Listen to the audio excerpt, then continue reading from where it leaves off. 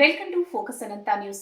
పాలకుల నిర్లక్ష్యం అక్కడి ప్రజలకు శాపంగా మారింది. ఫలితంగా 75 లక్షల రూపాయల సీసీ రోడ్ల నిర్మాణ నిధులను వెనక్కి వెళ్లనున్నాయి. ఇక వివరాల్లోకి వెళ్తే అనంతపురం జిల్లా శంకరమల నియోజకవర్గంలోని నార్పల మండలంలో చోటు చేసుకుంది. స్థానిక ప్రజల అవసరాలకు అనుగుణంగా కూటమి ప్రభుత్వం అధికారం చేపట్టిన అనతి కాలంలోని అక్టోబర్ 14, 2024న పల్లి పండుగ కార్యక్రమం ద్వారా మండలంలోని 17 గ్రామ పంచాయతీలలో అభివృద్ధి పనులు చేపట్టాలని నిధులను కేటాయించింది. అంతేకాకుండా ఈ పనులను త్వరితగతిన పూర్తి చేసి సంక్రాంతికి ప్రారంభోత్సవం చేయాలని ఆదేశాలు జారీ చేసింది.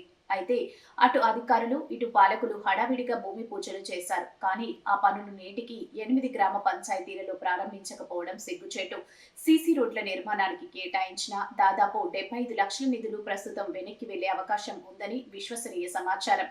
అన్ని ఉన్నా అల్లుడి నోట్లో శని అన్నట్లుగా నిధులు పుష్కలంగా ఉన్నప్పటికీ వాటిని ఉపయోగించుకోవడంలో పాలకులు నిర్లక్ష్యం ప్రజలకు శాపంగా మారింది.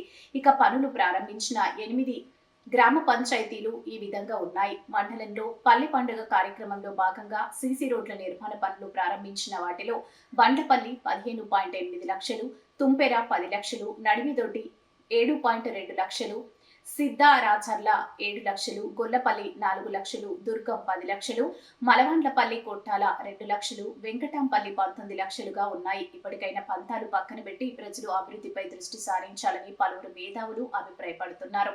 అనవసర పట్టింపులతో ప్రజా సమస్యలను పక్కదోవ పట్టిస్తున్నారని, కూటమి ప్రభుత్వంతో కాలయాపన తప్ప ప్రజలకు ఒరిగిందేం లేదంటూ అటు వైకాపా నాయకులు బహిరంగంగానే విమర్శలు గుప్పించడం విశేషం.